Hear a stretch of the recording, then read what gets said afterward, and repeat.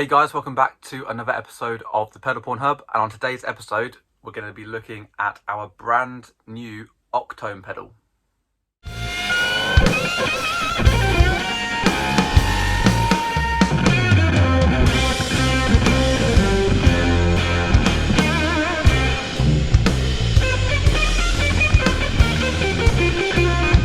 When I was like 10 years old, I listened to Stevie Ray Vaughan live at Austin City Limits, the 1989 version. He would click on this effect from time to time, and it still mesmerizes me to this day. It was literally the most incredible, magical sound I'd ever heard, and it was in fact the Roger Mayer Octavia. I then read in an interview, I think it was with either Rennie Martinez or Cesar Diaz, which said that Stevie Ray Vaughan actually favoured the Tycho Brahe Octavia, which Stevie did use towards the later end of his career.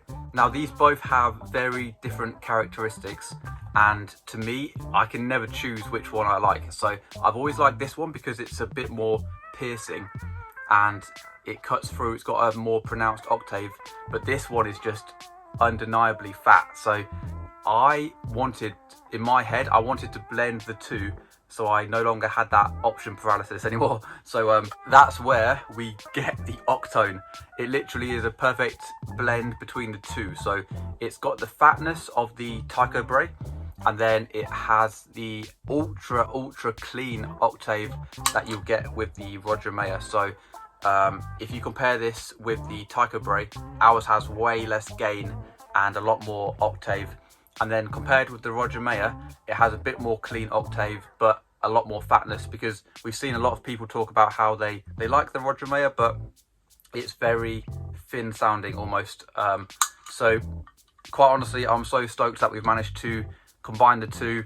We've recently launched this on the Andertons channel, which again was a dream come true. If you guys haven't checked that out, definitely worth a watch if you have a spare 45 minutes.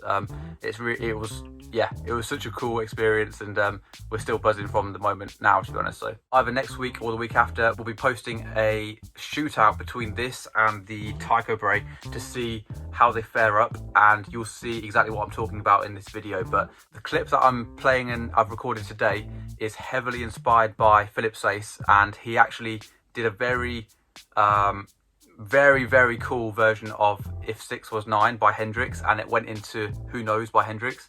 And I've tried to recreate that a little bit because I've only heard him play it once, but I had it on repeat. Even though it was like a 30-40 second clip of that section on YouTube, I was just like mesmerized by it. So I'll put a link to that original version in the description. I'm sure you guys have probably seen if you follow Philip, but he recently did the most crazy demo of this on Instagram, and me and the rest of the guys were just floored. We couldn't speak for ages. It was absolutely insane. So and he certainly knows how to get the tone from this pedal. So instead of watching my video, actually go and watch Philip Sayce. So yeah, thank you guys all so much for the support. This is literally a dream come true to be able to add this to the line. It really is. And we're on the road to 100k subscribers, so please subscribe if you haven't. You might be able to grab one of these if you check the link in the description. We're struggling a bit at the moment to make enough, as we tend to have that same issue when we launch new products, because we're still a relatively small company, and the demand's high because you guys are awesome. So yeah, check the description, see if you can grab one. But thank you all so much for the support, and we'll catch you in a bit. Cheers.